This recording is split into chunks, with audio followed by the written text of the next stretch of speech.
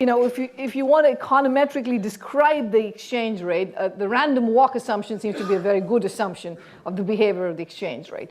So while you might see, what looked like transitory movement, but still it seems to be, when people try to estimate the behavior of exchange rate, it seems to be coming from a process that is a random walk process, which in that world would be that every time you see the exchange rate move, you should think of this as being a permanent change.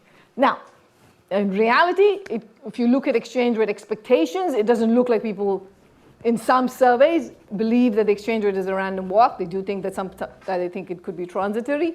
But again, what you would have to be, you would have to form your opinion about what is it you think is driving the exchange rate around, and the expectations formations process for people to make further statements.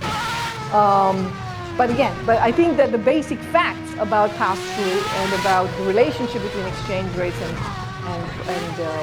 prices, and the fact that those point you away from the Mundell-Fenning paradigm, I'm very confident that those things are not sensitive to these particular.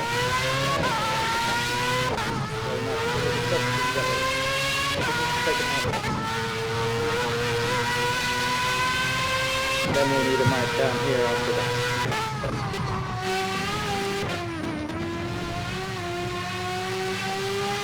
Thank you. I'd like to ask you a question about currency hedging.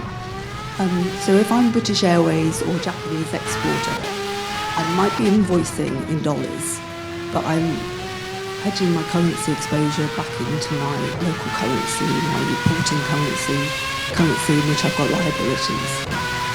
Have you looked at whether some of this, the importance of the dollar rather than the bilateral exchange rate, is related to the costs of hedging?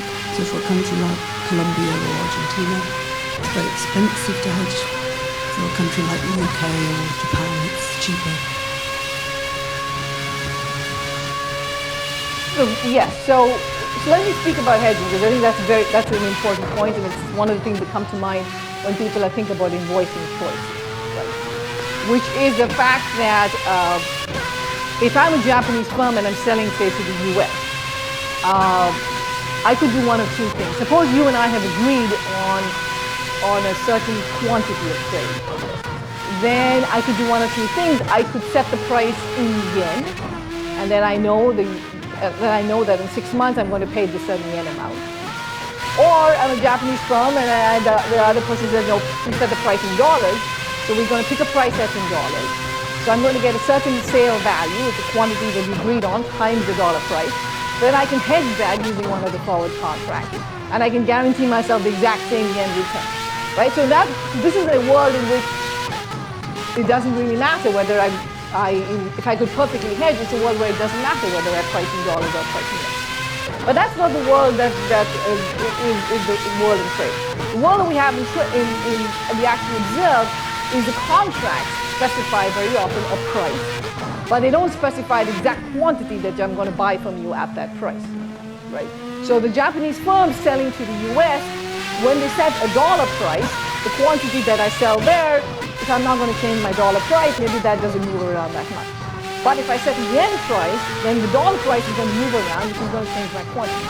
That's not something you can hedge. You can't hedge unpredictable quantity movements with more standard contracts. You could in very sophisticated ways, but that would be very hard to do, and most people would not do that.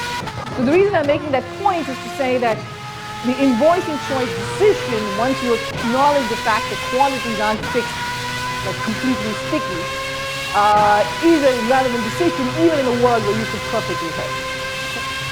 So that's one. Then the second thing is the point that you made, which is I think also a very important point, which is the relationship between invoicing choices and not just hedging, but I would think of things like trade finance, right? The fact that the dollar gets used a lot